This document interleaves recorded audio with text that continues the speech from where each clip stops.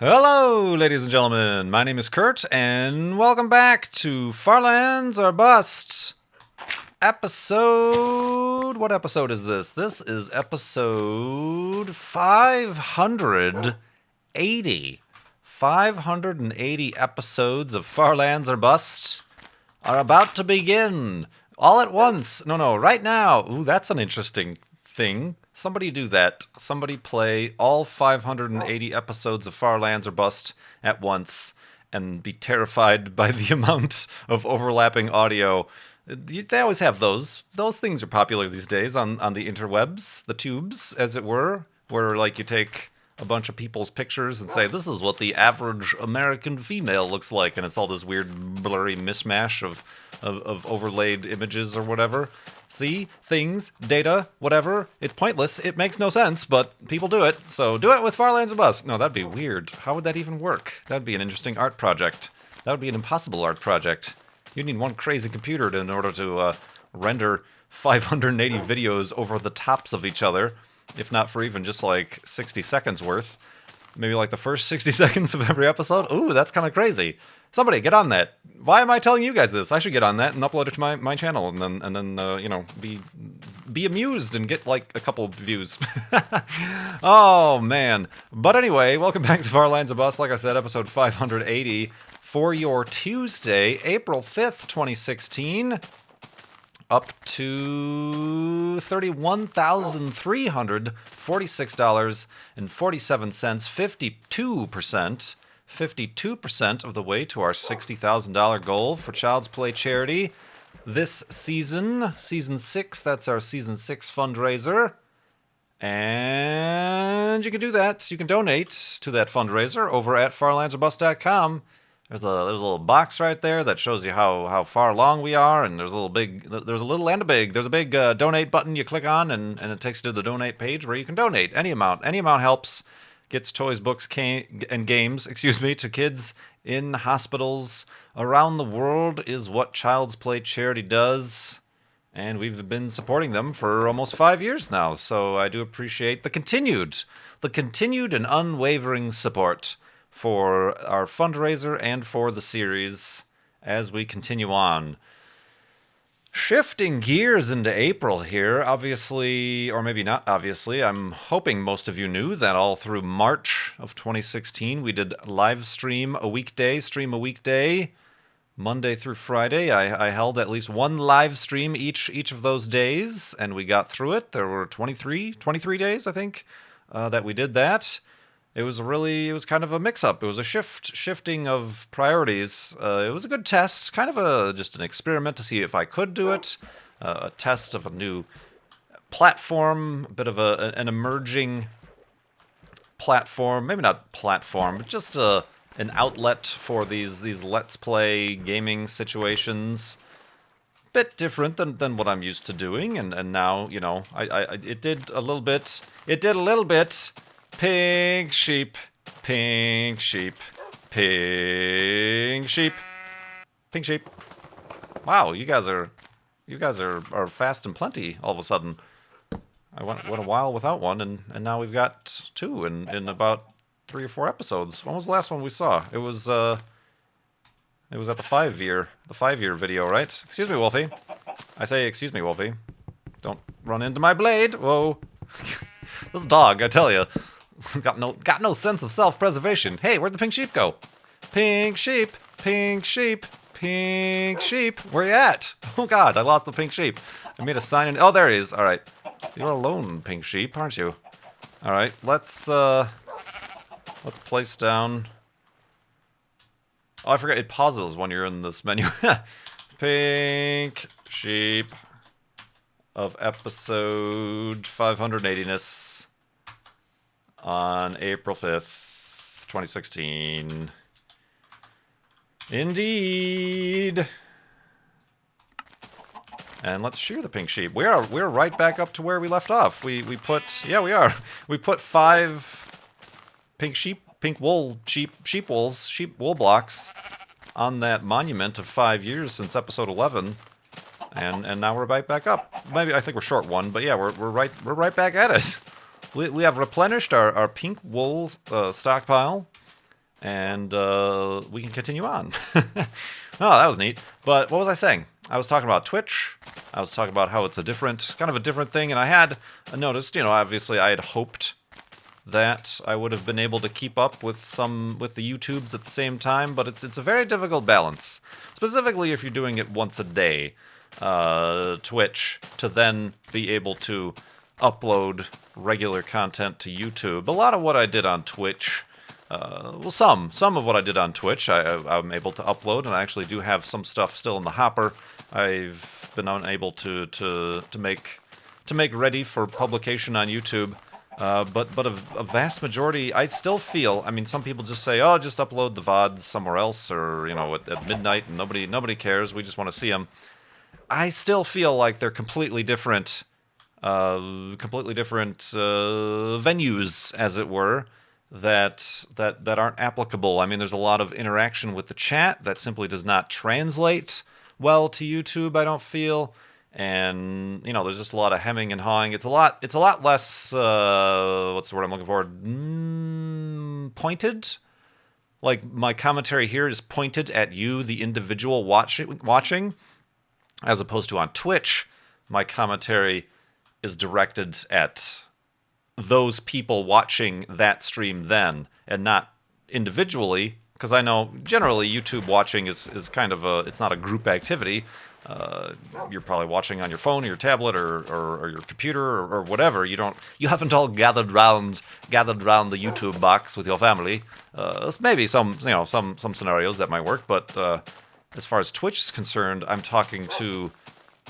broadcasting to the audience, the 2, 3, whatever 100 people who are in the audience, and particularly even more so in the chat, I guess, as a whole, as if they're all in one room watching, because they can all talk to each other, they can all interact and comment or whatever. But so it's just a different switch. It's a different channel to be on.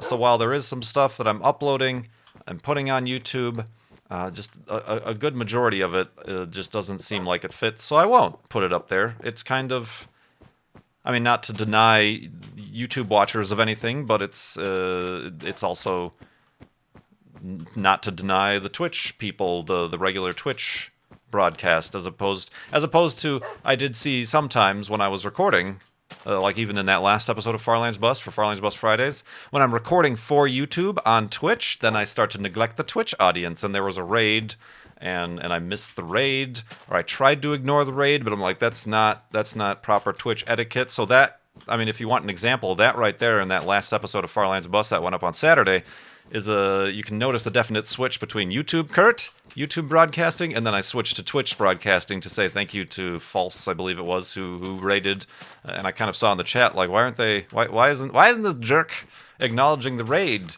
So there is a bit of a difference there, but it's all right. It's all right. So now I'm shifting gears back into YouTube. I have a lot of ideas for YouTube, for both video games and just kind of videos to make. And also, we're balancing out. We're not abandoning Twitch at the same time. We're still doing Twitch Tuesdays, and of course, we're doing Farlands Bus Fridays. I just yesterday was part of Minecraft Bingo Night with Cone Dodger and Brian and others who participate in that, and that's a little bit different. The Sunday night crowd is different. First of all, it's a completely different audience than I'm used to broadcasting towards in the daytime. But also doing something like that with a big group, I had fun, and everybody there is cool, don't get me wrong, but I don't feel like Twitch is as good for group content collabs as YouTube can be. I think. I don't know, because it's weird. It's a weird... today we're going to be reflecting upon the ice with Kurt J. Mac. No, it's a weird, because like I said, I have to talk... I'm broadcasting for the live audience as a group, but then I'm also having to interact with the second group of 4 or 5 or 6 people, that it's difficult to work that. As opposed to, say, also today I'm planning on joining Mindcrack. You know that little group I'm part of, Mindcrack, is starting to do weekly live streams on Monday, Mindcrack Mondays, on the Mindcrack Network channel. I'll be joining them, but not streaming to my own channel, so I'll just be it's more of an ensemble cast that's broadcasting to a singular audience, I think. I don't know. We'll see how that works. It's just another test, trying new things out, I guess, and seeing if the noodle sticks to the tile. So I just coined a new term, everybody. Coined. So yeah. I mean, I guess that's a little bit of a post. What's the word I'm looking for? A posthumous. Twitch is dead. A look at stream a weekday, and maybe we'll do something like that again. I did enjoy it. It was, for those who were there, and they really, showed me a lot of support, both for the Child's Play charity when we did that stuff, but then also like the subs. I don't want to abandon. We got all these subs now in the sub tub on Twitch, and we're going to be getting emotes from Rosie fairly soon here. I don't want to abandon. Everybody was excited to subscribe when I was streaming every day. I don't want to abandon that, so we'll keep that up. We'll find a balance in the Force. Balance in the Force, young Padawan. Let's go to sleep here and continue in the morning.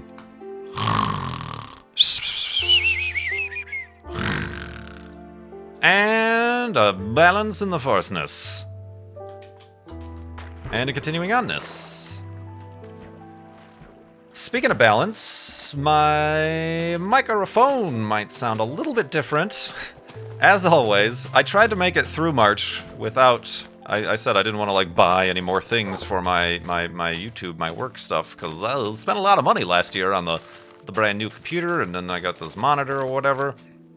And a lot of it, again, has been thanks to patrons for allowing me the ability to do that, and Twitch tip jar tips and whatever, which I don't want to, I don't want to say don't help at all. They help a lot. They're the reason anything, a lot of this happens. I went ahead and got, apparently, I've mentioned this many times in the Twitch and stuff. And again, there's another disconnect as well. I don't want to repeat things because I know there's a lot of people here. A lot of those who show up to the Twitch are pretty dedicated Farlanders. Not that if you don't show up to the Twitch, you're not dedicated, but they tend to also watch all the videos or whatever. But I got same microphone, same interface, but I got I'm not sure the technical term, but a microphone amp. Perhaps called a preamp, I guess, powered preamp, because this microphone I'm using is it's a dynamic microphone, which I mentioned when I purchased it. They tend to accentuate more of those broadcast tones, kind of the AM radio, the deeper voice that I tend to possess from time to time. Sometimes it goes really high like this, guys. No, it doesn't. That was like a weird Michael Jackson thing going on there. But yeah, they're unpowered, so I've tended to, in the past, and presently, had to pretty much max out the gain, the volume knob, technically, theoretically, on the interface, which tends to cause problems, as you noticed when I switched to the new computer that I built. Had a lot of audio problems because things weren't similar, and I was peeking it out because stuff was different, and it was a conglomerate of problems, and I've decided now to actually hopefully get a proper setup. It's been recommended that I get this. Microphone amp. It's pretty much an amp. It's a little device that plugs in between the microphone and the interface that basically boosts the signal by, I don't know how much this one does, 25 or something like that. Something. There's no knobs or anything. It's just plug in and power. And it creates much richer tones. And I have indeed gone from 100% on the gain to 50%. And then I've just been fiddling with the Windows side of things. So hopefully a more consistent, probably it might not sound different at all, but just more consistent on my end, because I find I have problems where I'm really loud or really quiet. Skype ruins your day lately. Screw Skype. That's really tough to do anything on, because now, I don't know if any of you use Skype, particularly when recording. There used to be this option. There still is this option, but there used to be this option where you can say, oh, auto gain your microphone. That means if you're being really quiet, it will automatically raise your volume to compensate. If you're being really loud, it will automatically lower your volume to compensate. As someone who records audio, tend to disable that so that I have a consistent level. Doesn't matter anymore. You disable it, you can enable it, you can disable it again, you can apply, you can refresh, you can reload. It does not follow those commands, and no matter what, it is going to automatically gain your microphone, which causes for some craziness on the recording end. So yeah. Anyway, that's kind of beside the point. But yeah, I got this little nifty piece of kit to add to my microphone. So hopefully, if I hadn't even mentioned it, hopefully it was completely unnoticeable. But it will help me in the long run with not needing to make like a completely separate audio profile for each and every video I record or whatever.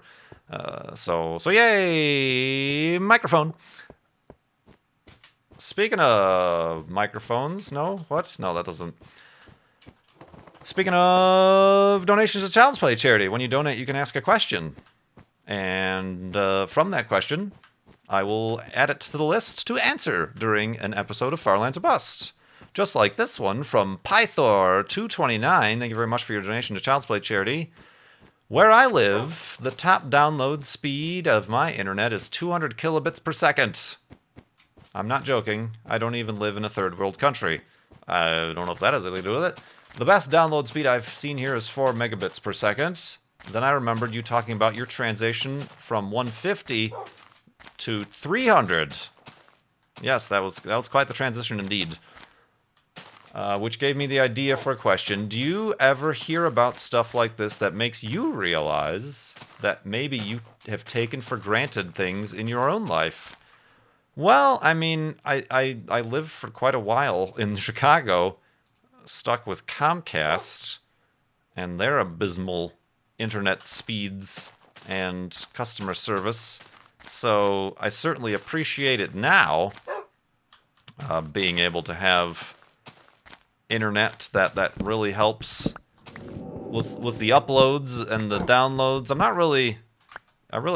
What I got out of that is I'm really concerned more about the uploads, and I got 30 up as opposed to the, I think, 4 up I was getting back in Chicago. And then here I was between 10 and 20 until I did the upgrade. It's one of these floating leaf blooms. It's a floating leaf bloom. Barely connected to that tree. That's interesting.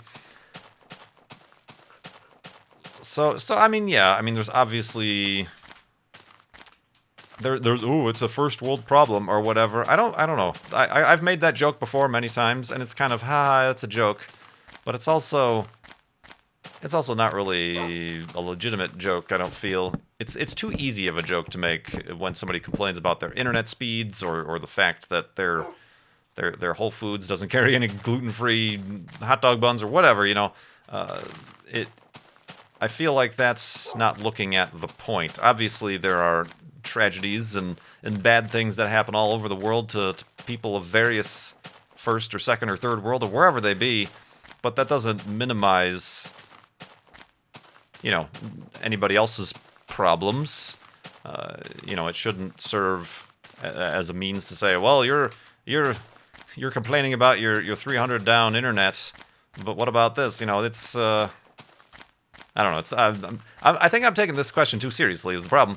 But is there anything that makes me feel like I take for granted? I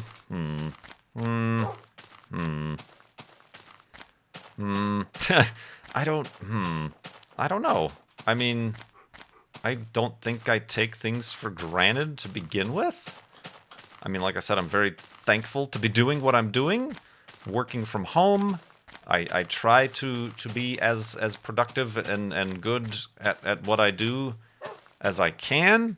Obviously I feel very grateful to have support from fans that allow me to buy superfluous little gadgets that make my microphone a little bit more consistent, despite it really probably making no great difference on the end of you guys. Other than, maybe because I'm a little bit more at ease and happier with the quality, then it does affect what you guys see, I guess, in a roundabout kind of way. So yeah, that's a tough question to answer. That is a tough question to answer indeed. My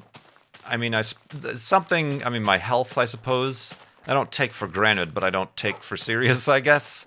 So yeah, I feel fortunate not to have any major ailments. If I complain about gluten this or gluten that, or this restaurant does it this, that, or the other.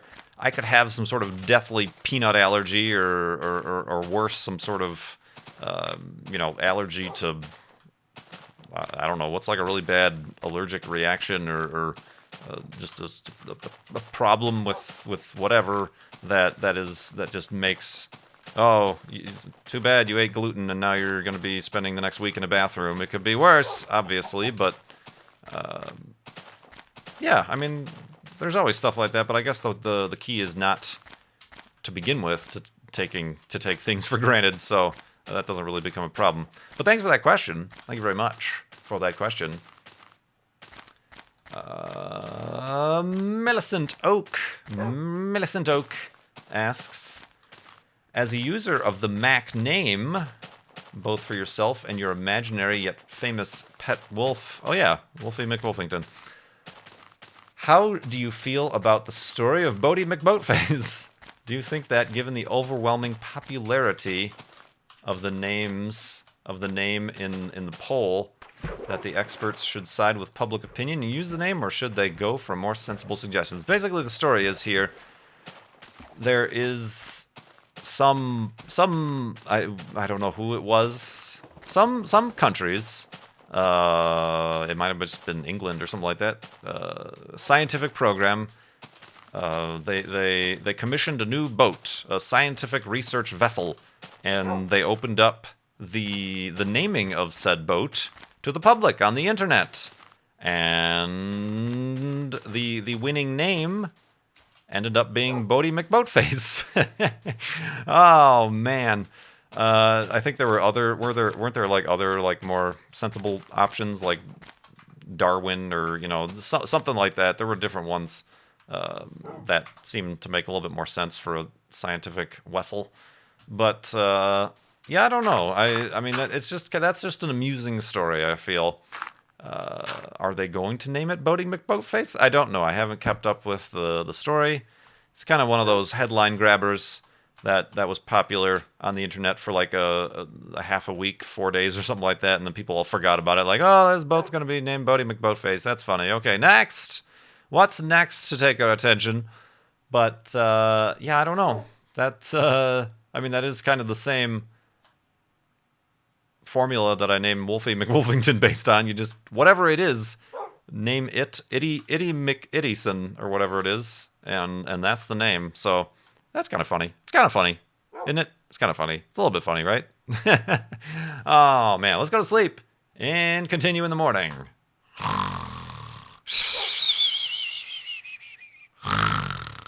And a Bodie McBoating, ding ding ding ding ding ding, ring a ding ding. Oh man, that's hard to say. George, or perhaps Jorge. It's George with a J, from Portugal, and also Portugal. Portuguese is kind of Spanish, but not really, so I don't know how the J's work there. But they ask, what big achievements in space exploration do you expect by the time you reach the far lands? Do you think it's possible for all major space agencies worldwide to collaborate on big projects like a manned mission to Mars, crewed mission to Mars, you meant to say, building a lunar base like the ESA are planning, which is pretty cool, etc.? By the time I reach the far lands, the latest estimate is around 20 years, yes. 20 years for me to reach the far lands. So that'll be by 2037, 2036. Boot prints on Mars would be good. I'm not honestly entirely optimistic about that, if you must know my pessimistic leanings based on current trajectories of space flight. Certainly a mission to Europa, seeing what's in those salty seas beneath the ice would be grand. Certainly, hopefully, a successful launch and deployment of the James Webb Space Telescope, and even 20 years on, perhaps a successor to that allows us to see visually the exoplanets, possibly finding an exoplanet with, I don't know, with life maybe, but certainly an Earth analog with atmosphere, oxygen, perhaps. I don't know if we'll be able to detect life. 20 years is honestly not that... Well, no, I take that back. 20 years ago, we didn't even know there were exoplanets for sure. I mean, we knew, but we didn't have that direct proof, and now we have thousands. So, I mean, I guess I'm pretty conservative and, like I said, pessimistic about these things. But I could be completely wrong, and in 20 years... in 20 years, we might have a completely different model of the universe, and we might be like, oh, well, this new telescope, we're actually able to see that the universe is much older than we originally thought it was. Let's change some calculations about this and dark matter and mass and figure out what's going on there.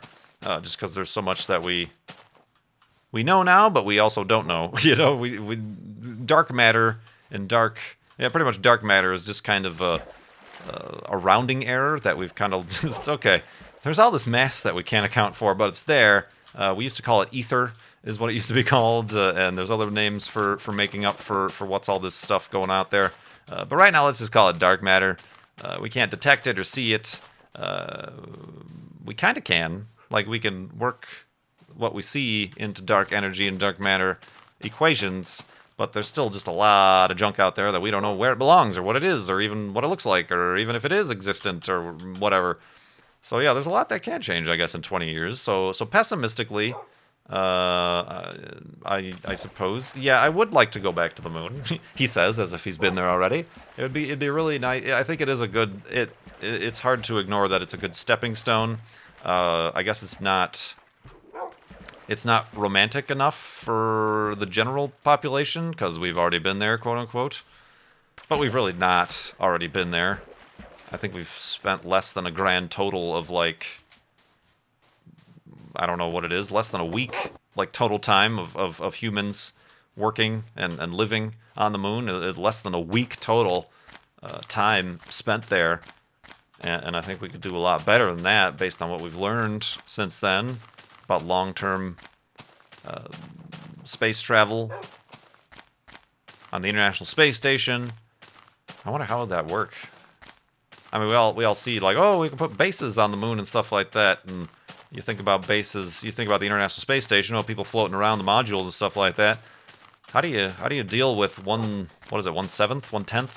gravity, like when you're inside of a room, like not in a spacesuit? Obviously, we've seen the astronauts bounce around in their EVA suits on the moon or whatever. But how do you deal with that? How do you deal with that when you're just inside, like, a module, a cylindrical module base on the moon, walking from one way to the other? That'd be kind of difficult, I feel like. But I think it's something we can figure out. But yeah, I don't know. There's a big question mark there. There's a big question mark. Certainly the advancement of commercial spaceflight. I mean, look at simply SpaceX plans for all these giant rockets. You know, you think the Falcon 9 and the Falcon Heavy is huge. Sheesh. Look at the Falcon X. It's craziness. But then also with that, maybe in the next 20 years, kind of tough to say, an alternate mode of propulsion and space flight other than burning chemicals to rocket yourself at incredible speeds away from Earth's gravity. Who knows? And yes, I do, and I've said before that, to answer that second question, it is probably going to take collaboration between nations, agencies, to do such large-scale, much like the International Space Station, large-scale crewed missions to, say, Mars and even the moon. I could see a similar conglomerate of cooperation to get a moon base or whatever going. Maybe instead of being spearheaded by NASA, it could be spearheaded by ESA if they've already got plans in the works or whatever. So we will see. We will see and hope indeed. NATO asks, some of the Mystery Monday games had deeper themes hidden under the humor and brevity. Wheels of Aurelia referenced women's rights in 70s Italy. Barb seemed to look at transgender issues, if ham-fistedly anyway. Do you specifically look for or enjoy these kind of games? I ask as I'm working on a walking simulator which explores self-identity and social pressure. I don't actively look for them. I just feel like maybe these indie games, these projects that maybe a single or a very small team, talking like 2 or 3 people max, build these games. They probably tend to lend themselves to those topics more often because they have the freedom to. You're not gonna generally see a AAA game out of a AAA studio go for such, I don't want to say controversial, at least in my mind. They're fairly one-sided, obviously, but you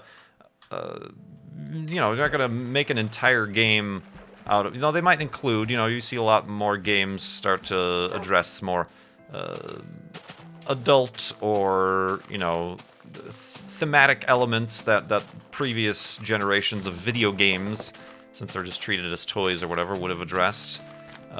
But certainly not an entire game. So yeah, I feel like the brevity, the shortness of the games lends the developers to simply, okay, this is the theme, and that's all the game is going to be, since it's only an hour long or a 20-minute game time play.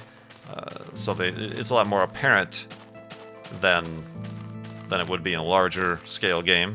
But no, I kind of just look at games that seem interesting, and maybe that is kind of a subconscious thing. I find those topics, those things to be interesting to consider, talk about, to think about, to accept, I suppose. So yeah, no, it's never. I don't go out and say, I'm going to look for a game that looks at this issue that is currently of interest to the population. You know, I don't go about it anyway like that. I just, if a game's title, if a screenshot looks interesting, if the description, oh, it's a walking simulator that does this, that, or the other, I'm like, this could be interesting. We can try it out. We can see if this noodle sticks to the tile. Hey, put that on a t-shirt. Oh, man. How about Footy Guy 13 asks, hey Kurt, what's your view on Eurovision Song Contest? I think that just happened, and I always make note of the internet, the European internet, exploding around. It's pretty. I don't like reality television. I don't like amateur song contests. It's like the Olympics. It's like the Olympics of singing in Europe. The United States really has nothing to do with it, but it's wildly popular for some reason. Kind of like the American Idol, I think, is probably kind of based on that, isn't it? Or some other similar platform. I guess I don't generally. It just seems like a tradition. It's like Thanksgiving for the United States, but it's Eurovision for Europe. People who I would have never pinned them enjoying these shows or watching them or being invested in them seem to just come out of the woodwork and are like, that's all they talk about all day or however long it lasts. So it's yeah, I don't know much, if anything, about it to make to even say any informed opinions about it. But I also don't think I want to. It is both by geographical association and by personal choice that I'm not fully or even minimally aware or even concerned or even interested in any of that stuff. But let's make the end of the episode hidey hole here today. Like who won? Does anybody win? Is there like a winner? And it's like all based on like countries or whatever. It's just not like the singer. It's like, oh, Czechoslovakia wins this whatever thing because they sang the best out of the other people, I think, or groups. It's normally like groups too. It's not like individual people. I don't know how any of this works. Let's close off the hidey hole here. Let's make the beds for the next episode. Maybe there will be a pink sheep then. Oh man, we are pink sheeping it up. We are pink sheeping it up indeed. Let's make some boats for the next episode as well. And remind everybody, whoops, I did that really wrong. Remind everybody to keep going to farlandsorbus.com. Donate to Child's Play charity.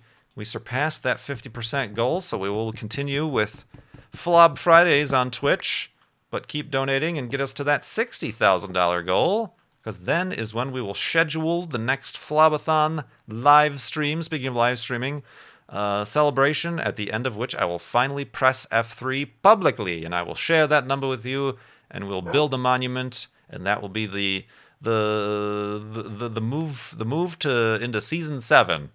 But right now we've got to get through season 6. FarlandsBus.com, childsplaycharity.org to learn more about the charity we're supporting. My name is Kurt. Thank you so much for watching and for all your support. Ooh, I added an extra word in there somewhere. I will see you next time.